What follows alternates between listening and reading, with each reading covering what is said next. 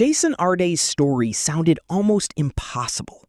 He had spoken publicly about struggling with serious difficulties as a child, including claims that he did not speak until he was 11 and struggled with reading and writing into his late teens. But somehow, that journey took him to one of the most prestigious universities in the world. In 2023, at just 37 years old, Arde became a professor at the University of Cambridge.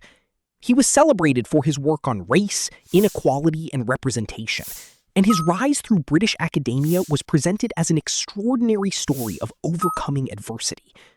His biography was remarkable. His academic career was remarkable.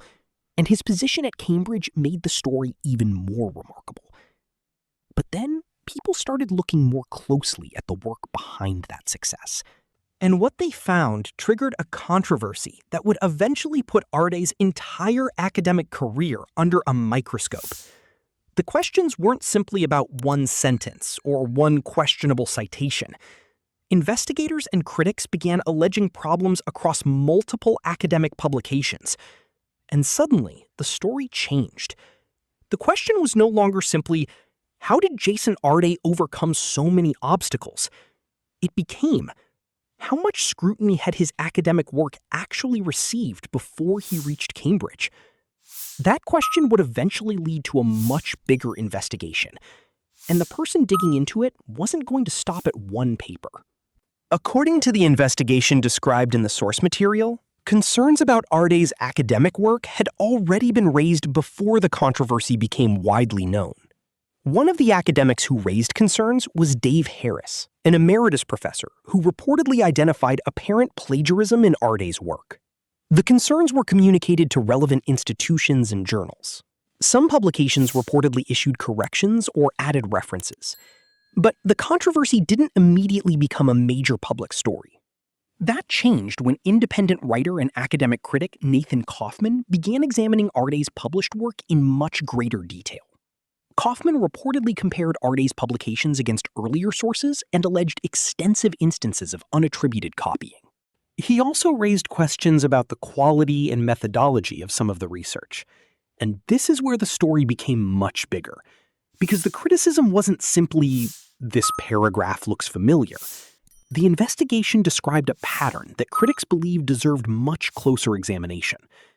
The source material says Kaufman examined 10 papers that Arde had identified among his significant work, and looked at questions including plagiarism, methodology, and the extent of Arde's contribution. The investigation also raised questions about research based on small or convenient groups of participants. But there's an important distinction here. Interview-based and qualitative research are legitimate academic methods. The controversy was about whether particular studies used those methods rigorously enough to support the conclusions being presented.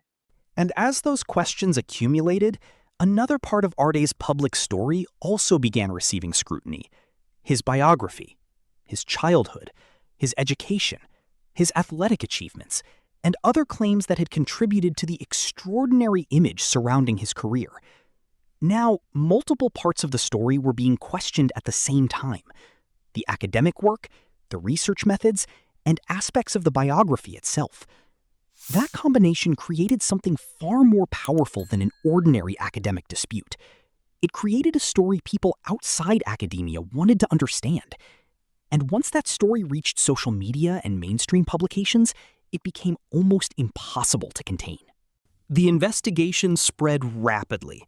According to the source material, the initial report was published independently and began circulating through social media. Then larger media organizations started paying attention. Academic outlets followed.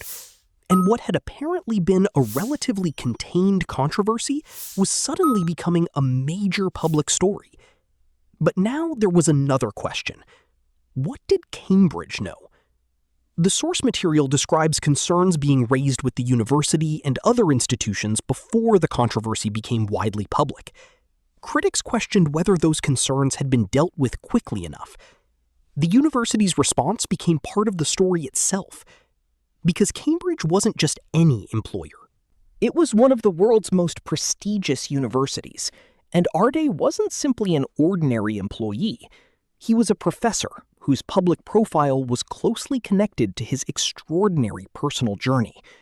That meant the allegations were no longer only about individual papers. They raised broader questions about academic hiring, peer review, institutional oversight, and how reputations are built. How does someone reach one of the highest positions in academia? Who checks the work? What happens when concerns are raised? And how long can questions remain unresolved?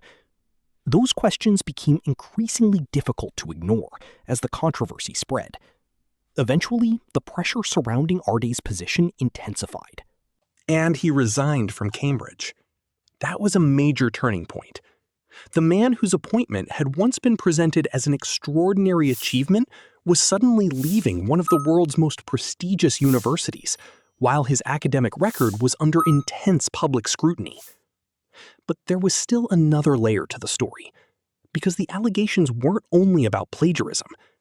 The investigation also challenged aspects of the research itself, and that meant the controversy was becoming a debate about something much bigger.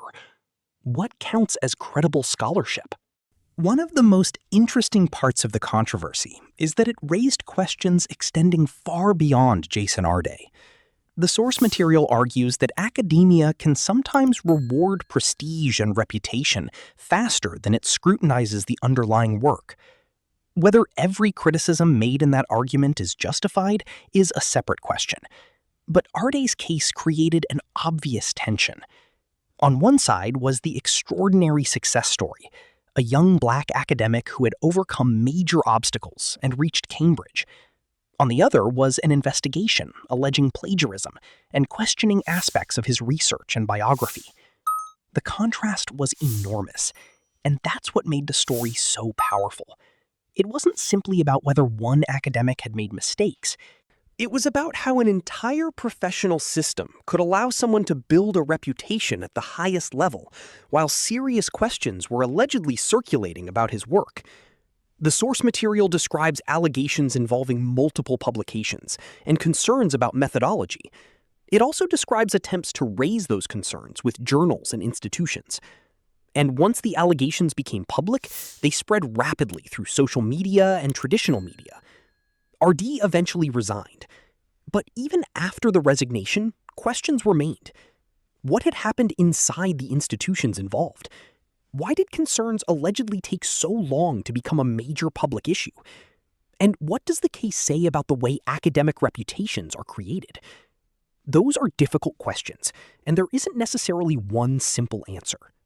But then the story took a turn that nobody could have expected, because shortly after the Cambridge controversy and his resignation, another headline appeared. And this time, it wasn't about plagiarism. It wasn't about Cambridge. It wasn't about his academic work. It was about Jason Arday himself. He had been found dead. He was only 41 years old. Jason Arday was found dead in South London at just 41. The timing was extraordinary. He had recently resigned from Cambridge amid the controversy surrounding his academic work. And just days before his death, his memoir, Great and Unfortunate Things, had been published. Suddenly, the story that had been dominated by allegations and academic controversy became something entirely different. People were asking how a man who had reached such a prominent position could suddenly be gone at 41. Police said his death was unexpected, but it was not being treated as suspicious. And that distinction matters. There is no established evidence that the Cambridge controversy caused his death. So despite the striking timing, it would be irresponsible to connect the two without evidence. What we know is that the final period of Arday's life unfolded during extraordinary circumstances. His academic work was being scrutinized, his Cambridge position had ended, his memoir had just been released, and then he died unexpectedly. His broader legacy, however, goes beyond the controversy. For years, Arday's work focused on race, inequality, representation, and social mobility. His own rise through British academia had become part of that conversation. He had reached a position that few people from underrepresented backgrounds had historically occupied. And that achievement is part of his story, regardless of the controversies that came later. At the same time, the allegations surrounding his academic work are now permanently connected to the final chapter of his career. They raise difficult questions about plagiarism, research standards, institutional responsibility, and the way extraordinary personal stories can influence public perception. But there are also things we simply don't know, and those gaps should not be filled with speculation. What we can say is that Jason Arde's life contained an extraordinary rise, a highly controversial final period at Cambridge, and a sudden death at only 41.